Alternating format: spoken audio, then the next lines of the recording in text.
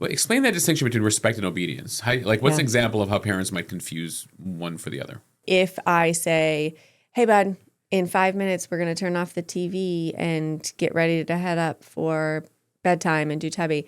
And he's like, why? I want to watch This Is 7 minutes long or whatever. I have 7 minutes left in my show.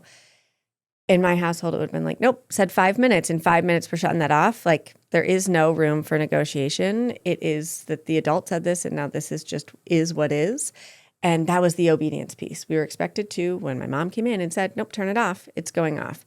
And for me, part of respect is showing my children respect. So I'm like, okay, if somebody came in and I had a minute and a half left in my show and they're like, well, no, I had said arbitrarily 5 minutes, and I'm going to come in and shut this off. I'm like, okay, 7 minutes is reasonable. That's not going to drastically change our bedtime if we wait an extra 90 seconds.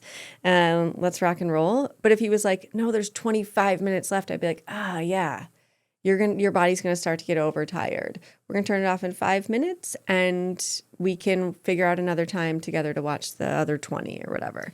It's being able to have conversation. What's wrong with because I said so? Yeah.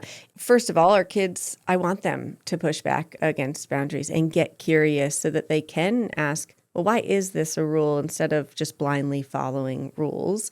That's how we see change happen in the world, is when we say like, The lessons they learn in the house, right? Correct. So you don't want them to learn because I said so, because that means in society, at school, in life, they might not ask questions. that's right.